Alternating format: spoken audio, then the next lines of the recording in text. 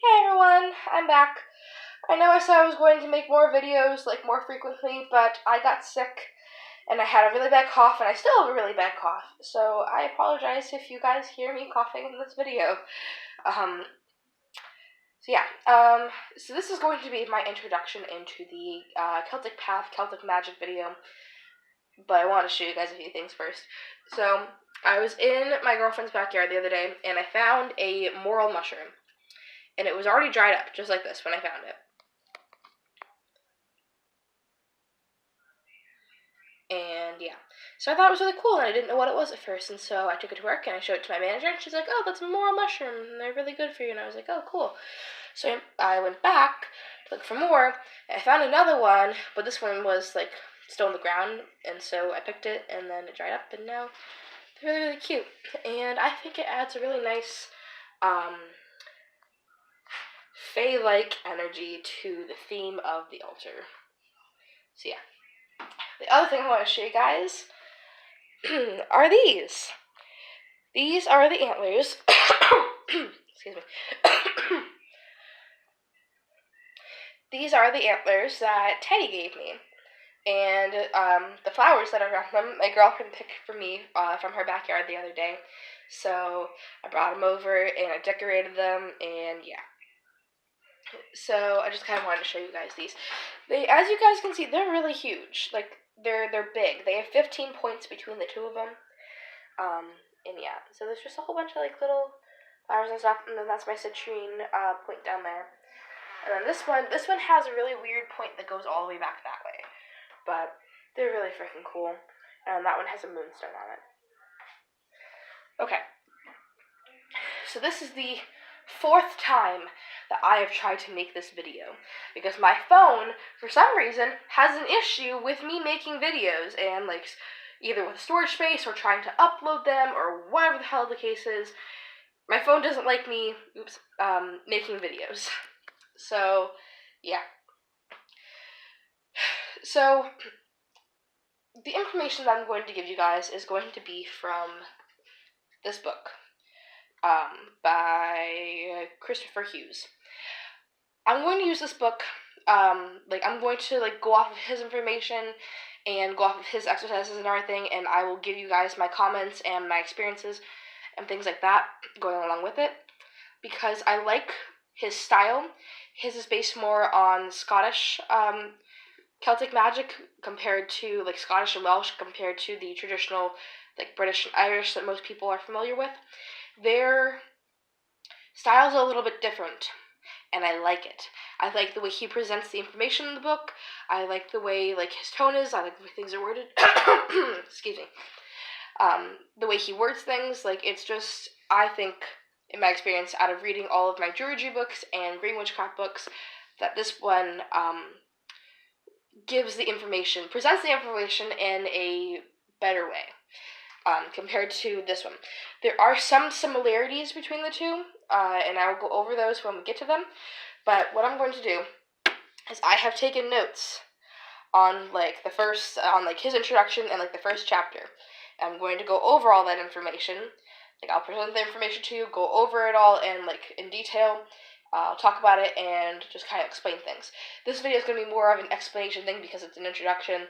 I will do the exercises in separate videos and go over them and give my thoughts and my experience with doing them and everything. So yeah. So like I said, I took notes on it because it's just easier that way than me. This way I can kind of have a logical flow to the information I'm giving you instead of just babbling, which is the whole purpose of me doing this, is to give you guys information on it and to kind of give our YouTube community information on it, because there really isn't that much is from what I've seen on YouTube about Celtic magic, and there really isn't that much on the internet about it. So, and if you guys don't have the money to buy the books for it, hey, here I can try to provide some information for free. Okay, so what I like about Christopher Hughes is that he makes the point that it is part of a cultural continuum. It's not connected to a bloodline, and I'll go more into detail about that as we go through. But the whole point of, well, one of the main points of Celtic magic is, excuse me, sacred relationships and connecting to nature, connecting to the archetypes and trees and plants and animals, and connecting to the spirit and the culture that is Celtica, because Celtica is based on culture, heritage, language, and um, it's a sense of spirit and belonging. It's not well, as he put it, connected to a bloodline. And that's what it's really rooted in. There are some variations of witchcraft that have, like, their main focus is different. Not all aspects of witchcraft are mostly focused on nature, but the Celtic path is. And that's why it's also known as Druidry, it's also known as Green Witchcraft. They're all essentially the same thing. So, it's, as we know, or as far as we know, 3,000 years old, from the Iron Age to the rise of the Romans to the Renaissance. And it's, excuse me, to the Scottish and the Welsh and the area that he's focusing on, it was more considered to be folk magic, like Druidry. It wasn't really considered witchcraft as the Christians define it. Sorry, excuse me. So Celtic comes from the language. Excuse me.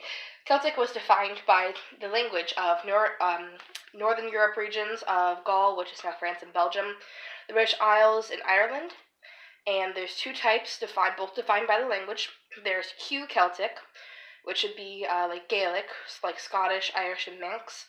And then there's P Celtic, which would be like Britain in language, Breton, Cornish, and Welsh. So, like I said, it's a...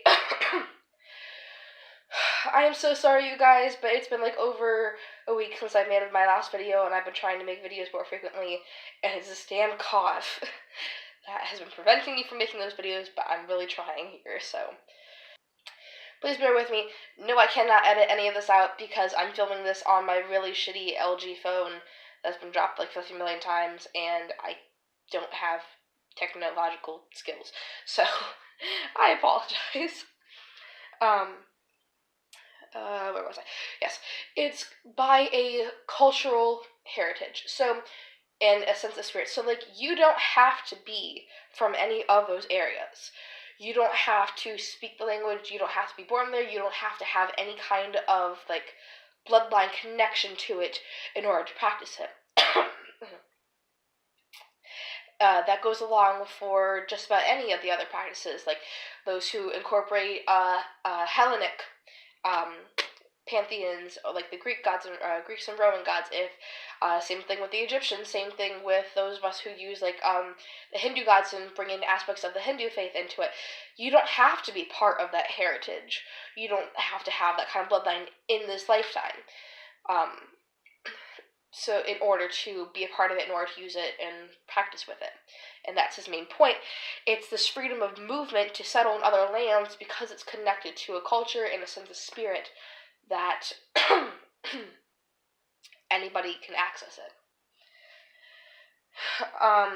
It was part of mostly part of like Brittany, Cornwall, Wales, the islands of Man, Scotland, and Ireland.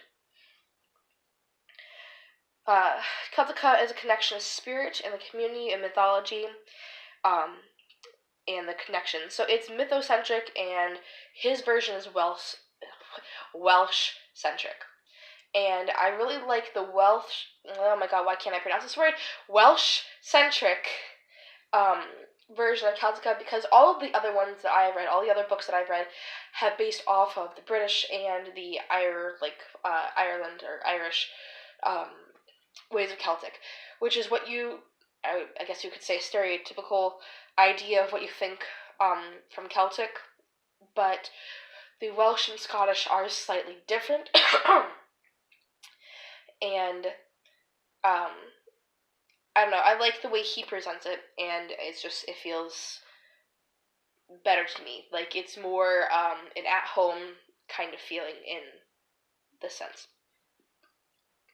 So, it being mythocentric, meaning connecting to the archetypes, and the archetypes are characters. Well, not really characters. They are gods and goddesses, but in their stories, they are the main characters of their stories. And the purpose of the stories is to take out moral lessons and of that nature and comprise them like, that's what makes up the 9 virtues of the Celtic path. So each of so like in Greek and Roman and maybe even Egyptian mythologies, it's somewhat taken that the myths and lores associated with those gods and goddesses are to be literally their stories, which in some parts they are. But the main point of Celtic mythology is to take out moral lessons, and those moral lessons are what you use to guide you on your Celtic path. It's kind of also like Draconicism. Like, Draconicism also has like virtues, like guidelines that you kind of have to follow. So that's the main thing of like their mythologies and their lores, is that they're meant to create these guidelines, I guess you could say.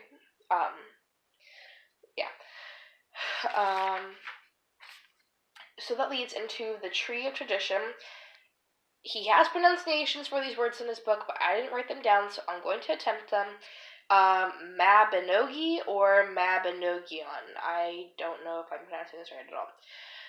But they're a collection of tales, and there's a complete one in the White Book of Ryderic, I don't know how to pronounce it either, which was written in 1325, and the Red Book of Hergest, I think, which was in 1375. These are like really, as you can tell from the dates, really old manuscripts that have these tales in them. Taliesin, I also don't know if I'm pronouncing it right. It was like also had wrote stuff about them. It was in the 16th century. There are things that suggest that these stories existed before, like the dates of these manuscripts, like before they were written. Like they were just passed down orally, which, coming from the Druids and like Druid aspect, that is most likely true, because the Druids really didn't write much stuff down. That's why there isn't too much information about them. They did most things orally. Mabinogi was recorded by the Welsh, but only 4 of the stories contain the word Mabinogi, which is what creates the branches of Mabinogi. So the 4 stories create the 4 branches, and those are the stories, the mythologies, the lore, and everything that are the Celtic gods and goddesses, and we pull the moral lessons from and create the 9 virtues from. One of the main things of oh my goodness, I'm having a brain fart, of the Celtic path is that everything is connected. Every single thing. There's this universal flow, this energy that connects all of us to everything, and that extends from past, present, to future. So with the Scots and the Welsh having like Druidry, having magic, and all of that was commonplace, because they were more known as healers and as just like folk magic people, such like that. Their name for it was the Swyn. I don't know how to pronounce it. It's Swyn, but it's not an English word. So again, he has pronunciations for these in here, but I didn't write them down. So,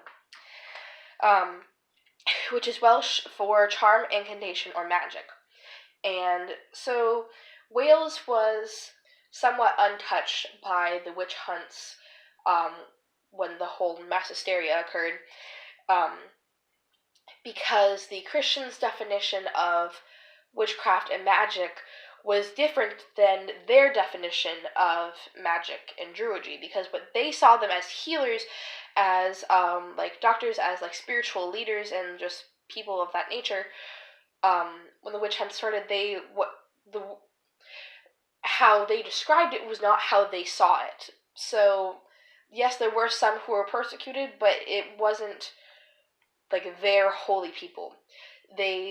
Because magic for them was just commonplace, it was more of a healing thing. It wasn't seen as how it was being described. Yeah. So spin is a vital component of Welsh society. And for some reason, that's all the details I have left on that, but okay. Okay, so then it moves into the next part of this, which is the Englyn, spelled Englyn, plural is Englynon. It means song spell. And so the strict metering of poetic verse that often appears hand in hand with acts of magic, meaning power beyond simple words. So it's like incantations, like, chants, stuff like that. And the main part is sound in magic, like how you would use a singing bowl or with bells or just chanting or just singing, using sound in magic and using the power of words, which most of us use anyways, but this is just kind of drawing a little bit extra attention to it. Creating Englynon for ceremonies is a powerful method of accessing realms while connecting to the Celtic spirit. So, what he has in his book is he has the old language, it's written in like old Gaelic, or no, I think it was Welsh. It's most likely Welsh or Scottish. The old language, like ancient, taken from like the ancient manuscripts and such like that, and then he has the pronunciations for it, and then he has a translation for it. So you could read the translation, or you could practice with the pronunciations and use the older language, which is actually really freaking cool. Considering that most of the older languages are pretty much lost. Well, not completely lost, but they're not usually used today as often as they were back then. Okay, so although it's connected to the language, locality, or heritage, it's mostly a spirit. It's mostly a sense of spirit, and that's his main emphasis in his introduction, is that you don't have to be a part of like the heritage or anything like that. It's not a bloodline, it's a sense of spirit and belonging and a sense of place. And you connect to that continuum by the fact that everything is connected. And in his next exercise, he'll go over that and explain it, but it's the fact that that energy, that presence flows throughout time because it's not affected by time. We feel the ancient energy of the earth when you ground and center. We feel the energy of the universe, and that is its presence, but it's also part of the past and it's also part of the future. It's not limited by time. So when you're connecting to the spirit of place, when you're connecting to the cultural continuum of Celtic magic, it is something really ancient that you can feel. And it's, like he said, the point is that it's a sense of spirit. And I kind of lost where I was going with that, but you guys get the point that I was trying to make. It's essentially Awen, and we'll get into what Awen means and the symbolism and everything into that into later videos, but that ever-flowing energy, that connection to everything and to all things, is the point that he's making, is because even if you don't have a direct bloodline to it, it doesn't matter because you can still connect to that energy anyways, is essentially what that means. That's what I was trying to get at. So yeah, so that's all the notes that I have for right now. Well, actually no, I have more, but the next part is a exercise, and I kind of wanted to give you guys the introduction first, and then we'll do the exercise on a separate video. And yeah, so this is my bit on introduction into Celtic witchcraft, and enjoy the lovely view of these gorgeous, beautifully decorated antlers. So yeah, goodbye must be.